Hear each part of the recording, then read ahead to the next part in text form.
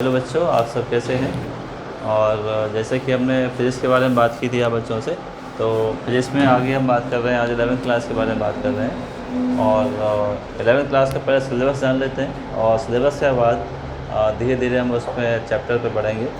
और सिलेबस जानना इसलिए ज़रूरी होता है कि हमें उसका ओवरव्यू पता होना आवश्यक होता है। तो सीबीएसई में जो 11th क्लास का हम सिलेबस बात कर रहे हैं उसकी बात कर रहे हैं, तो पहले इस पे बात करते हैं, फिर चैप्टर वाइज बात करेंगे, ठीक है। तो पहली बात, सबसे पहले आपको पता है कि पूरा जो 100 मार्क्स में क्या होता है, 70 मार्क्स का आपका क्या होता है, 70 का आपकी थ्योरी होती है और 30 का आपका क्या होता है, प्रैक्टिकल होता है। इतनी सी बात आपको ध्यान रखनी है, ठीक है।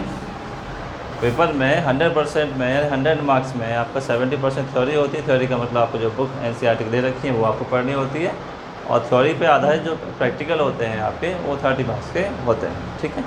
तो हमें जो थ्योरी तैयार करनी है, डेरिवेशंस, न्यूमेरिकल्स और थ्योरी को मिला करके, प्रिंसिपल्स को मिला करके वो 70 मार्क्स की आपको तैयार करनी है, ठीक है। तो उसमें यूनिट वाइज देखते हैं, जैसे मैंने कल बात किया था। तो इसमें यूनिट फर्स्ट में हम बात करते हैं। यूनिट फर्स्ट का जो नाम है वो क्या है, फिजिकल वर्ल्ड और मेजरमेंट इसका नाम है, ठीक है। क्या नाम है, फिजिकल वर्ल्ड और मेजरमेंट इसका नाम है। इसमें 2 चैप्टर आपके आते हैं, एक तो आता है फिजिकल वर्ल्ड आता है और एक आता है आपका यूनिट एंड मेजरमेंट, ठीक है। तो फर्स्ट यूनिट में आपका फिजिकल वर्ल्ड आएगा आपका, ठीक है। यूनिट और मेजरमेंट आएंगे, काफ़ी इंपॉर्टेंट चैप्टर हैं, ठीक है। इनकी बेसिक समझ आपको बहुत कुछ नॉलेज देगी, बहुत अच्छी ये है, और इतना न्यूमेरिकल में आपको हेल्प देगी बहुत ज़्यादा, ठीक है। फिजिकल वर्ल्ड का मतलब है एक फिजिक्स का ओरिजिन कैसे हुआ है, साइंस का ओरिजिन कैसे हुआ है, क्या क्या फिजिक्स की ये रिलेटेड है, ठीक है। साइंटिफिक मेथड क्या होता है, साइंटिफिक थ्योरी क्या होती है, ये सब आपको बताएगा, ठीक है। किसने क्या क्या योगदान दिया है, क्या क्या इन्वेंशन हुए हैं, बहुत सारी चीज़ें इसमें आपको बताई जाएंगी, ठीक है बच्चों। चलो, इतनी सी बात हमने जान ली फिजिकल वर्ल्ड और यूनिट एंड मेजरमेंट। यूनिट और मेजरमेंट वाले चैप्टर में भी आपको बहुत सारी जानकारी मिलती है। यूनिट क्या होते हैं, कितने टाइप्स के होते हैं, डेराइव यूनिट, फंडामेंटल यूनिट, आपको सब कुछ पता चलेंगे। और उसके साथ साथ मेजरमेंट के बारे में भी आपको पता रहेगा। तो फर्स्ट यूनिट आपकी हो जाती है। अब बढ़ते हैं सेकंड यूनिट के बारे में बढ़ते हैं। सेकंड यूनिट में इसको बोलते हैं काइनेमेटिक्स बोलते हैं इसको। इसमें 2 चैप्टर आते हैं, motion in straight line, motion in plane, ठीक है। ये आपका बहुत इंपॉर्टेंट चैप्टर है दोनों। Motion in straight line, straight line का मतलब होता है 1 डायमेंशनल मोशन होता है। उसके बाद मोशन इन प्लेन, दोनों ही चैप्टर बहुत इंपॉर्टेंट हैं, जो कि आपकी 9th क्लास से रिलेटेड होते हैं। 9th क्लास में आपने सीखा, क्या सीखा 9th क्लास में आपने, स्पीड, वेलोसिटी, एक्सेलरेशन, ये सब आपने सीखा। ग्राफ में आपने देखा, इक्वेशनों को ग्राफ पे बनाया, लॉ ऑफ इक्वेशंस को आपने बनाया, वो सब इसमें आएगा। और भी थोड़ी सी बड़ी नॉलेज होगी क्या, क्योंकि ऐसा कहा जाता है, ऐसा है भी, आपको देखने को मिलेगा। अभी आप जब 11th पढ़ते हैं, जैसे आपने 9th अच्छे से पढ़ा है, तो 9th का कुछ पोर्शन बड़ा होकर के 11th में आता है, ठीक है। तो सेकंड यूनिट आपकी होती है। थर्ड में आपका एक ही चैप्टर है और वो है 5th chapter, law of motion. Law of motion कोई है, लॉ ऑफ मोशन न्यूटन बाबा की जो है, ठीक है। न्यूटन्स ने जो दिए थे, आइजैक न्यूटन ने जो लॉ दिए थे, उससे पहले गैलीलियो ने बताया था, एरिस्टोटल ने आपको बताया था, ठीक है, अरस्तु जिसको हम कहते हैं, तो उसने भी बताया था। पूरा डिटेल में आप जानेंगे, उनका प्रूफ भी जानेंगे, उनका एक्सपेरिमेंट भी जानेंगे, लॉ ऑफ इनर्शिया आप जानेंगे, ठीक है। ये सब मोमेंटम जानेंगे, इसके बारे में मोमेंटम में किस तरह से प्रूव करते हैं, ये सब आपका लॉ ऑफ मोशन में आएगा। ये बात आपको समझ लेनी है, ठीक है। बहुत इंपॉर्टेंट चैप्टर है, बहुत फर्स्ट क्लास है, आपको पढ़ने में बहुत मज़ा आएगा। अब बात करते हैं यूनिट नंबर 4 की बात करते हैं। 4th में एक चैप्टर आ रहा है, वर्क, एनर्जी एंड पावर, ठीक है। वर्क क्या होता है, W=F/s होता है, फोर्स इंटू डिस्प्लेसमेंट होता है, ऐसे करके। और वर्क से रिलेटेड जो है सारे इन्फॉर्मेशन, कितने टाइप का वर्क होता है, कहाँ यूज़ किया जाता है, कहाँ पॉजिटिव होता है, कहाँ नेगेटिव होता है, जीरो कहाँ होता है, ये सब के बारे में आप बात करते हैं। एनर्जी क्या होती है, ठीक है, कैपेसिटी जो होती है वो एनर्जी होती है, ठीक है। एनर्जी है तो वर्क डन हो सकता है, नहीं होता है तो नहीं होता, इसलिए वर्क और एनर्जी की यूनिट जो होती है, जूल जो होती है, वो सेम मानी जाती है। पावर एक अलग कंसेप्ट है। पावर क्या है, work done upon time taken, कितने टाइम में कितना वर्क किया जा सकता है, वो आपकी पावर होती है। तो उस पावर से रिलेटेड बहुत सारी चीज़ें, ठीक है। और इन तीनों से रिलेटेड क्या होती है, इसमें क्या है, एक थ्योरम आती है, वर्क एनर्जी थ्योरम आती है, जो काफ़ी ज़्यादा इंपॉर्टेंट होती है, ठीक है। और भी बहुत अच्छे से कंसेप्ट आपको सीखने को मिलेंगे। अब यूनिट नंबर 5 तक के बारे में बात करें। यूनिट 5 जो होती है वो क्या होती है, motion of system of particles, ठीक है। अब यहाँ पे फिफ्थ में आपको एक नया कंसेप्ट मिलेगा। हम क्या मान लेते हैं, एक सिस्टम मान लेते हैं। जैसे सिस्टम का मतलब होता है कोऑर्डिनेट सिस्टम है, कार्टेशियन सिस्टम जो होता है एक्स वाई जेड प्लेन वाला, उसको सिस्टम मान लेते हैं। उस पर हम क्या मानते हैं, पार्टिकलों की स्पीड को मेजर करते हैं। जैसे कि हम फिजिक्स में आपने पढ़ा होगा बच्चों कि स्पीड और वेलोसिटी हो, डिस्प्लेसमेंट हो, डिस्टेंस हो, एक्सीलरेशन हो, सबको जो मेजर किया जाता है वो फ्रेम ऑफ रेफरेंस से या कार्टेशियन कोऑर्डिनेट से या कोऑर्डिनेट सिस्टम पर मेजरमेंट किया जाता है, जिसको नॉर्मली हम सिस्टम बोल सकते हैं। क्या बोल सकते हैं, नॉर्मली सिस्टम बोल सकते हैं ये वाला। ठीक है, सिस्टम क्या होता है, ये होता है एक्स वाई वाला जो होता है, एक्स वाई जेड वाला। 2 एक्सिस हैं तो एक्स वाई, 3 है तो एक्स वाई जेड। ठीक है, इसके साथ साथ हम क्या पढ़ेंगे, इसमें रोटेशन मोशन में पढ़ेंगे। क्या पढ़ेंगे, रोटेशन मोशन। रोटेशन मोशन इसलिए पढ़ेंगे क्योंकि मोशन में रोटेशन में रिवॉल्यूशन में रोटेशन क्या होता है, कोई भी जो ऑब्जेक्ट है एक फिक्स एक्सिस की चारों तरफ घूमता रहता है, वो होता है रोटेशन।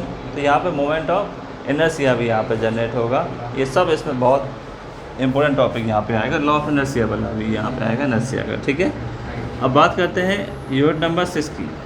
यूनिट नंबर 6 में क्या होता है, ग्रेविटेशन आता है।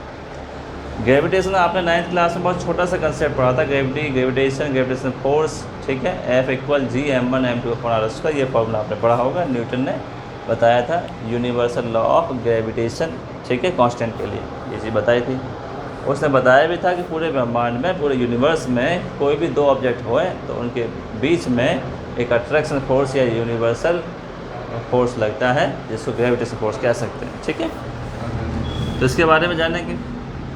इसमें small g acceleration due to gravity होता है, इसकी वैल्यू क्या होती है, किसको कैसे एक्सपेरिमेंट करते हैं, अर्थ के सरफेस से एबव जाने पर, डाउन में आने पर और अर्थ के सरफेस में इनसाइड जाने पर। ठीक है, और यहाँ पे थोड़ा सा सैटेलाइट के बारे में पढ़ेंगे, सैटेलाइट की लॉन्चिंग कैसे होती है, टाइप ऑफ सैटेलाइट कैसे होते हैं, बहुत सारी जानकारी आपको, इतनी सारी जानकारी मिलेगी ये लॉट ऑफ अमाउंट में। ठीक है, ठीक है बच्चों, तो ये हुआ आपका 8th वाला।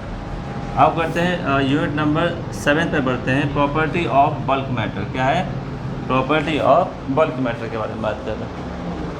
प्रॉपर्टी ऑफ बल्क मैटर में बात कर रहे हैं, तो इसमें क्या है, mechanical property of solid, fluids and matters. ठीक है, यानी जो एक्सपेंशन होते हैं आपके।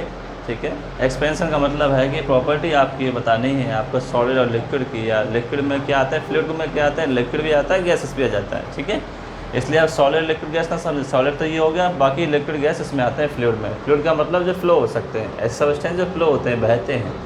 ठीक है, वो आ जाता है। और उसकी थर्मल प्रॉपर्टी, थर्मल प्रॉपर्टी का मतलब है आपका कि कोई मैटर है तो उस पर हीटिंग का इफेक्ट क्या होता है वो आपको बता रखा है, स्ट्रेस, स्ट्रेन। ठीक है, पॉइजन रेशियो, ये सब, स्टॉक लॉस, ये सब इसमें आएगा। ठीक है, स्टॉक्स लॉ वगैरह।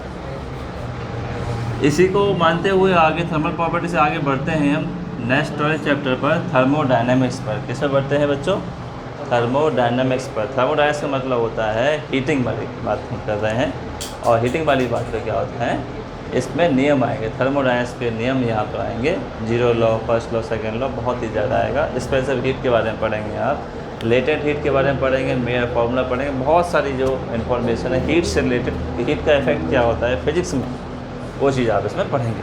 ठीक है, उसके बाद आते हैं 9th वाले पे। 9th वाले में बिहेवियर ऑफ परफेक्ट गैस और काइनेटिक थ्योरी ऑफ गैसेस, यानी गैस जो है किस तरह से बिहेव करती है।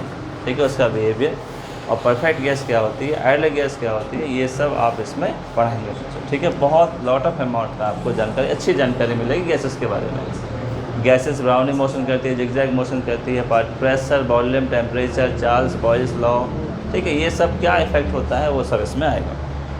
ठीक है, लास्ट यूनिट है 10th वाली यूनिट, जो है इसमें चैप्टर नंबर ऑसिलेशन और वेव्स वाला है। ठीक है, एक ऑसिलेशन है और एक वेव्स है। ऑसिलेशन क्या होता है, सिंपल हार्मोनिक मोशन जो होता है। ठीक है, वो क्या होता है, टाइम पीरियड, फ्रीक्वेंसी, इनसे रिलेटेड बहुत बड़ा आपका आएगा। ठीक है, 9th क्लास में हमने कम पढ़ा है, पीरियड, फ्रीक्वेंसी वगैरह, एक वेव के बारे में। और वेव्स कितने टाइप की होती है, पूरे वेव के बारे में पूरी जानकारी। ठीक है, डेरिवेशन से लेकर के आपकी थ्योरी, सब कुछ, डायग्राम वायग्राम सब कुछ। ठीक है, तो ये हमारे क्या है बच्चों, 15 चैप्टर हैं।